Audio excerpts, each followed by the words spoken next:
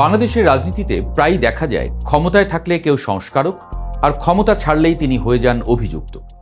এই বাস্তবতার নতুন উদাহরণ যেন দুই ব্যক্তি, ডক্টর আসিফ নজরুল এবং আসিফ মাহমুদ সজীব ভুঁইয়া। দুজনই একসময় সরকারে ছিলেন, দুজনই নিজেদের পরিচয় দিয়েছেন দুর্নীতি বিরোধী অবস্থানের রাজনীতিক হিসেবে, এবং দুজনের ক্ষেত্রেই দেখা যাচ্ছে এক অদ্ভুত মিল। ক্ষমতায় থাকাকালীন তারা ছিলেন সংস্কারের মুখ, কিন্তু ক্ষমতা ছাড়ার পরই তাদের বিরুদ্ধে জমা পড়েছে একের পর এক অভিযোগ। তাহলে প্রশ্নটা এখানেই, এই অভিযোগগুলো কি সত্যিই কোনো বড় দুর্নীতির ইঙ্গিত, নাকি এগুলো রাজনৈতিক বাস্তবতার অংশ? আজকের এক্সপ্লেইনারে আমরা চেষ্টা করব পুরো বিষয়টা সহজভাবে বোঝার। সাবেক আইন উপদেষ্টা ডক্টর আসিফ নজরুলের বিরুদ্ধে দুর্নীতি দমন কমিশনে 1 ডজনের বেশি অভিযোগ জমা পড়েছে। অভিযোগগুলো বেশ গুরুতর। এর মধ্যে রয়েছে মামলা বাণিজ্য, জামিন বাণিজ্য, বিচারক পদায়নে অনিয়ম, বদলি বাণিজ্য এবং বিদেশে অর্থ পাচারের অভিযোগ। অভিযোগকারীদের দাবি, ক্ষমতায় থাকাকালে এসব অনিয়মের মাধ্যমে শত শত কোটি টাকা আত্মসাৎ হয়েছে। কিছু অভিযোগে এমনও বলা হয়েছে একজন শিল্প গ্রুপের সিইও জালিয়াতির মামলায় গ্রেপ্তারি পরোয়ানা থাকা সত্ত্বেও 20 কোটি টাকার বিনিময়ে জামিন পেয়ে যান। আরও অভিযোগ রয়েছে যে বিচারক বদলির ক্ষেত্রে 50 লাখ টাকা থেকে 2 কোটি টাকা পর্যন্ত নেওয়া হতো। তবে এখানেই একটি গুরুত্বপূর্ণ বিষয় আছে, এই অভিযোগগুলো এখনও প্রাথমিক পর্যায়ে আছে। দুর্নীতি দমন কমিশন বলছে যে প্রতিটি অভিযোগ আগে যাচাই বাছাই করা হয়। দুদকের নিয়ম অনুযায়ী অভিযোগ যাচাইয়ের জন্য একটি কমিটি থাকে, তারা অভিযোগকে 100 নম্বরের স্কেলে মূল্যায়ন করে। কোনো অভিযোগ যদি 80 নম্বরের বেশি পায় তখনই সেটি পূর্ণাঙ্গ অনুসন্ধানে যায়। অর্থাৎ এই মুহূর্তে অভিযোগ আছে, কিন্তু তা প্রমাণিত নয়। অভিযোগ ওঠার পরে ডক্টর আসিফ নজরুল নিজেই সামাজিক যোগাযোগ মাধ্যমে একটি পোস্ট দেন। সেখানে তিনি 3টি স্পষ্ট বক্তব্য দিয়েছেন। প্রথমত, তিনি দাবি করেন তিনি জীবনে 1 টাকাও দুর্নীতি করেননি। দ্বিতীয়ত, তিনি বলেন সরকারে থাকা অবস্থায় তিনি কোনো স্বজনপ্রীতি করেননি।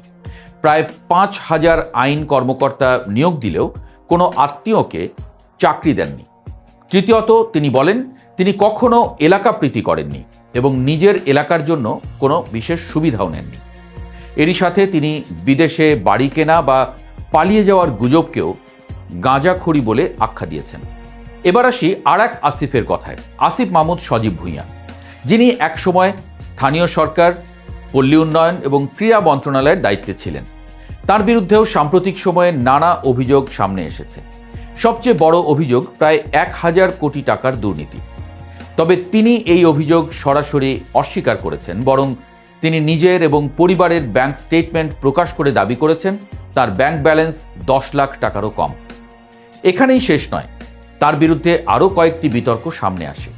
এর মধ্যে রয়েছে তার বাবার নামে এলজিইডিতে ঠিকাদারি লাইসেন্স নেওয়ার ঘটনা। সমালোচকরা এটিকে স্বার্থের সংঘাত হিসেবে দেখেন, পরে যদিও লাইসেন্সটি বাতিল করা হয়। আরেকটি বড় বিতর্ক ছিল বিমানবন্দরে অস্ত্রের ম্যাগাজিন পাওয়া যাওয়ার ঘটনা। তিনি বলেন এটি তার লাইসেন্সকৃত অস্ত্রের অংশ এবং ভুলবশত ব্যাগে থেকে গিয়েছিল।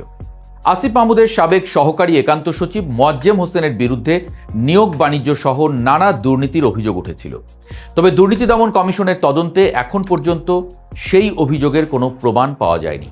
এই বিষয়টি আসিফ মাহমুদের সমর্থকরা গুরুত্বপূর্ণ উদাহরণ হিসেবে তুলে ধরছেন। তাদের যুক্তি, অনেক অভিযোগই হয়তো রাজনৈতিক উদ্দেশ্যে ছড়ানো। এখন আসল প্রশ্ন, কেন ক্ষমতা ছাড়ার পরই এত অভিযোগ সামনে আসে? বাংলাদেশের রাজনীতিতে এটি নতুন কোনো ঘটনা নয়। প্রায়ই দেখা যায় ক্ষমতার পরিবর্তনের সঙ্গে সঙ্গে তদন্ত, মামলা এবং অভিযোগের ঢেউ আসতে শুরু করে। কখনো এগুলো সত্যিকারের দুর্নীতির অনুসন্ধান, কখনো আবার এগুলো রাজনৈতিক প্রতিদ্বন্দ্বিতার অংশ। এই দুই বাস্তবতার মাঝখানে দাঁড়িয়ে সাধারণ মানুষের জন্য সত্যটা বোঝা সহজ নয়। ডক্টর আসিফ নজরুল এবং আসিফ মাহমুদ সজীব ভুঁইয়া দুজনই একসময় নিজেদের পরিচয় দিয়েছেন দুর্নীতি বিরোধী রাজনীতির মুখ হিসেবে। আজ তাদের বিরুদ্ধেই দুর্নীতির অভিযোগ। কিন্তু মনে রাখতে হবে, অভিযোগ আর প্রমাণ এক জিনিস নয়। তদন্তের আগে কাউকে দোষী বলা যেমন ঠিক নয়, তেমনি অভিযোগকে সম্পূর্ণ উড়িয়ে দেওয়াও ঠিক নয়। শেষ পর্যন্ত সত্যটা নির্ধারণ করবে তদন্ত এবং প্রমাণ। এই মুহূর্তে সবচেয়ে গুরুত্বপূর্ণ বিষয় হলো স্বচ্ছ তদন্ত করা এবং জবাবদিহিতার আওতায় আনা। কারণ একটি গণতান্ত্রিক রাষ্ট্রে কেউই আইনের ঊর্ধ্বে নয়, না ক্ষমতায় থাকলে না ক্ষমতা ছাড়লে।